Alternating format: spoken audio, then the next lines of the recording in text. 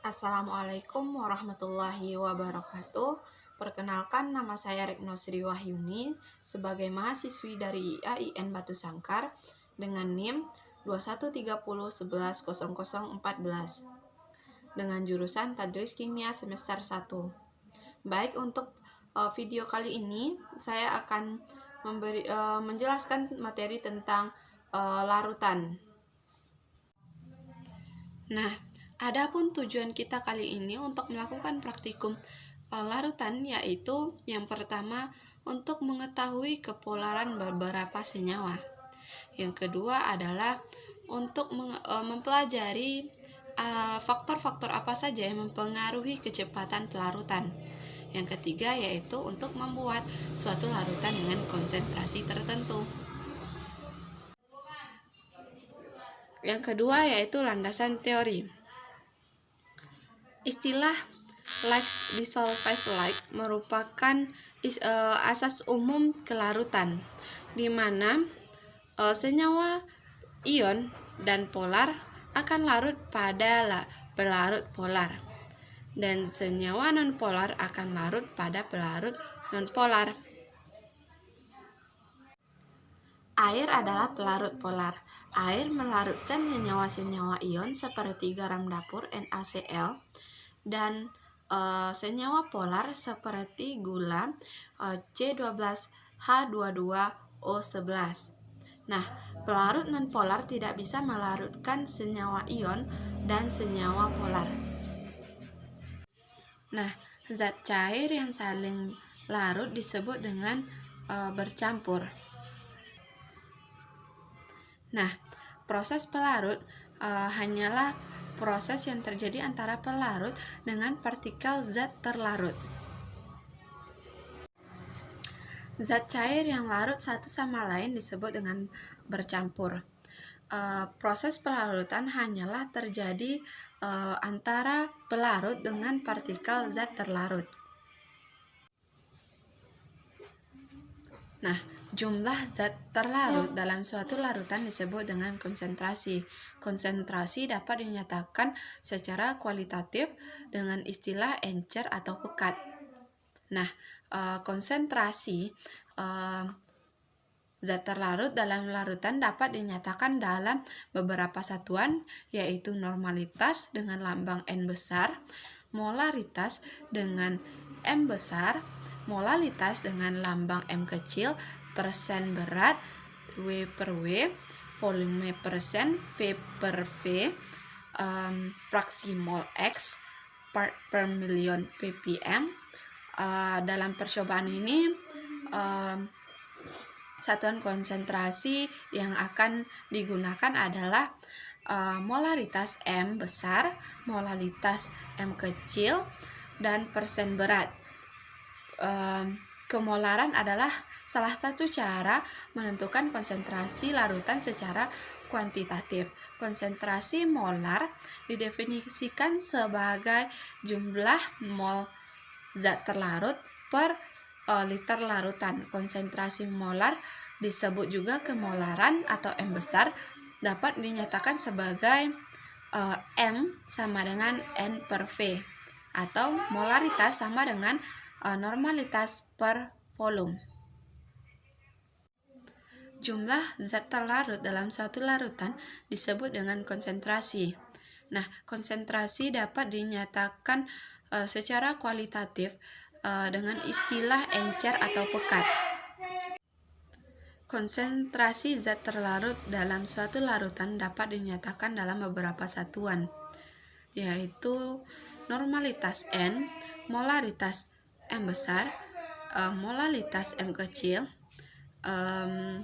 persen berat W per W, persen volume V per V, fraksi mol X,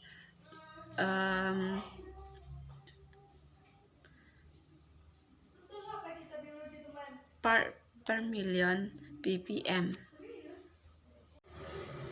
Konsentrasi zat terlarut dalam suatu larutan dapat dinyatakan dalam beberapa satuan. Yang pertama yaitu N, normalitas M besar, molaritas M kecil, molalitas persen berat W per W, persen volume V per V, fraksi mol, X, part per million, ppm. Satuan yang kita gunakan dalam praktikum kali ini adalah molaritas M besar, molaritas M kecil, normalitas N besar, dan persen berat W per W. Kemolaran adalah salah satu cara untuk menentukan konsentrasi suatu larutan secara kuantitatif. Konsentrasi molar didefinisikan sebagai jumlah zat terlarut per liter larutan. Konsentrasi molar disebut juga kemolaran atau M besar dapat dinyatakan sebagai M sama dengan N per V. M yaitu molaritas, N normalitas, V volume. Larutan pekat dapat diencerkan dengan cara menambahkan zat pelarut sehingga volume larutan akan besar dan kemolaran larutan akan kecil. Nah, untuk itu dirumuskan untuk pengenceran ini dengan rumus V1 dikali M1 sama dengan V2 dikali M2. V1 itu adalah volume yang masih pekat atau yang belum diencerkan, M1 kemolaran yang belum encer, V2 adalah volume yang telah diencerkan, M2 adalah kemolaran yang telah diencerkan. Poin ketiga yaitu peralatan dan bahan yang kita gunakan pada praktikum kali ini. Yang pertama, alat yang kita gunakan pada praktikum kali ini yaitu ada gelas kimia, sendok teh, lumpang dan alu, tabung reaksi, rak tabung reaksi, dan penjepit tabung reaksi. Yang selanjutnya yaitu ada batang pengaduk dan spatula, neraca dan kaca arloji, labu ukur, gelas ukur, corong, lampu spiritus, kawat kasa, kaki 3, dan korek api. Selanjutnya botol semprot, pipet ukur, dan bal filler. Yang kedua, bahan yang kita gunakan untuk praktikum. Yang pertama yaitu ada garam dapur, gula pasir, tablet vitamin C, soda kue, vetsin, bensin, margarin, minyak tanah, minyak goreng, deterjen, air suling, NaOH, natrium karbonat, asam klorida, asam sulfat. Yang kedua, bahan kimia yang kita gunakan untuk praktikum. Yang pertama ada garam dapur, gula pasir, tablet vitamin C, soda kue, vetsin, bensin, margarin, minyak tanah, minyak goreng, air suling, deterjen, NaOH, natrium karbonat, asam klorida, dan asam sulfat.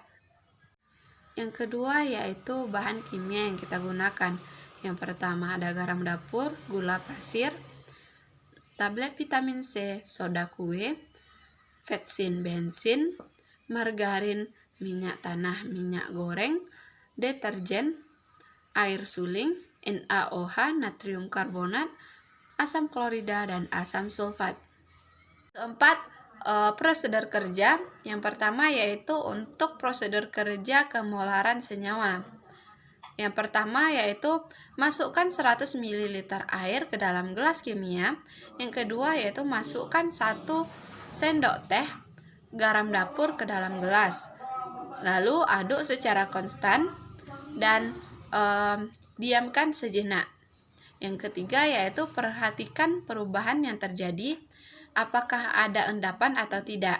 Apabila dia tidak mengendap berarti dia bersifat polar, dan apabila ada endapan berarti dia bersifat non-polar. Nah, selanjutnya lakukan kegiatan sebelumnya ke larutan yang ada atau ke bahan-bahan yang ada. Prosedur kerja yang kedua yaitu untuk percepatan kelarutan.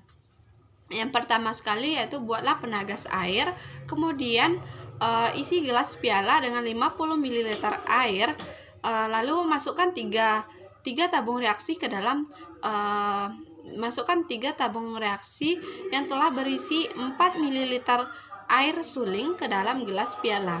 Lalu panaskan air di dalam gelas piala sampai airnya mendidih, kemudian matikan api. Proses yang selanjutnya yaitu masukkan sebutir kristal garam ke dalam salah satu tabung reaksi yang berisi air suling. Lalu catat waktu sampai kristal tersebut larut. Yang kedua yaitu masukkan sebutir kristal garam ke dalam salah satu tabung reaksi dalam penagas air, lalu catat waktu sampai kristal tersebut larut.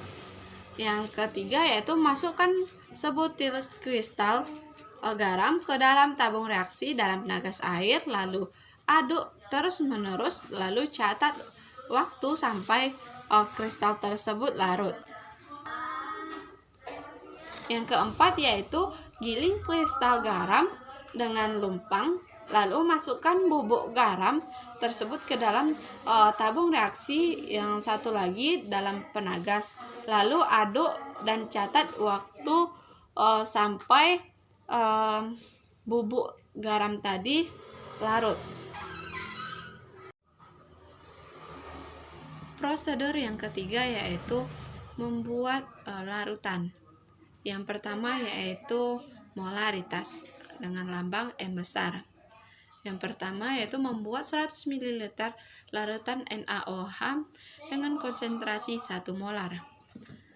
Yang pertama yaitu hitung massa NaOH yang harus ditimbang. Massa NaOH yang harus ditimbang dapat kita ketahui dengan menggunakan rumus M sama dengan gram per mr dikali 1000 per V. Yang kedua yaitu timbang dengan tepat 4 gram kristal NaOH. Timbang NaOH dengan cepat karena NaOH merupakan padatan yang higrokropis atau yang mudah menyerap air. Yang keempat, masukkan kristal NaOH yang telah ditimbang ke sekitar 75 ml larutan air ke dalam labu ukur 100 ml, lalu kocok sampai larut. Yang keempat yaitu tambahkan sejumlah air ke dalam labu sampai tepat pada garis batas hingga volumenya 100 ml. Yang kelima yaitu tutup labu ukur dengan sumbatnya, lalu kocok agar zat terlarut secara merata. Yang keenam yaitu simpan larutan dalam botol reagent dan lengkapi etiketnya. Yang ketujuh yaitu dengan cara yang sama buat larutan 50 ml larutan CuSO45H2O 1 molar. Yang B yaitu molalitas atau M kecil. Tahapnya yang pertama yaitu timbang beberapa gram natrium karbonat, lalu larutkan dalam air 50 gram air sehingga diperoleh larutan natrium karbonat 0,1 molar. Yang kedua yaitu simpan larutan ke dalam botol reagent yang telah dilengkapi dengan etiketnya. Lalu lakukan pula dengan cara yang sama ke larutan NaCl sehingga NaCl mencapai 0,1 molar dengan dicampurkan di air 50 gram. Yang C yaitu normalitas atau N besar. Langkah-langkahnya yang pertama yaitu pipetlah beberapa mililiter HCl dan dilarutkan dengan 50 ml air sehingga mencapai larutan HCl2n. Yang kedua yaitu simpan larutan di dalam botol reagent yang dilengkapi dengan etiketnya. Yang ketiga yaitu dengan cara yang sama buat larutan HCl 1N sebanyak 50 ml air. Yang selanjutnya yang kedua yaitu persen berat. Yang pertama langkahnya yaitu timbanglah beberapa gram NaCl kristal atau garam kristal, larutkan dengan air sehingga diperoleh larutan NaCl 1% sebanyak 50 ml. Yang kedua yaitu simpan larutan dalam botol reagent dan lengkapi dengan etiketnya. Yang ketiga yaitu dengan cara yang sama buat larutan HCl 1N sebanyak 50 ml air. Yang keempat yaitu pengenceran, yaitu dengan membuat 100 ml larutan H2SO4 atau asam sulfat 0,3 molar dari asam sulfat pekat. Caranya yang pertama yaitu hitung kemolaran larutan asam sulfat pekat. Jika asam sulfat yang tersedia mempunyai kadar 98% dan massa jenis atau Rho sama dengan 1,8 gram per mililiter, kemolaran H2SO4 atau asam sulfat pekat adalah yaitu M kali H2SO4 sama dengan 10 dikali P dikali Rho per mR sama dengan 10 dikali 98 dikali 1,8 gram per mililiter per 98 gram per mol. Nah, untuk yang kedua yaitu hitung volume asam sulfat yang harus dipipet dengan menggunakan rumus pengenceran, yang mana rumus pengenceran itu adalah V1 dikali M1 sama dengan V2 dikali M2. Yang ketiga adalah pipet 1,67 ml asam sulfat dan masukkan sedikit demi sedikit ke dalam labu ukur yang telah berisi sekitar 75 ml air sambil terus dikocok perlahan-lahan. Yang keempat adalah tambahkan sejumlah air sampai tepat pada garis batas hingga volumenya mencapai 100 ml. Baik, sekian pembahasan tentang larutan. Apabila ada kesalahan kata dalam penyampaian, saya mohon maaf dan saya tutup dengan Assalamualaikum warahmatullahi wabarakatuh.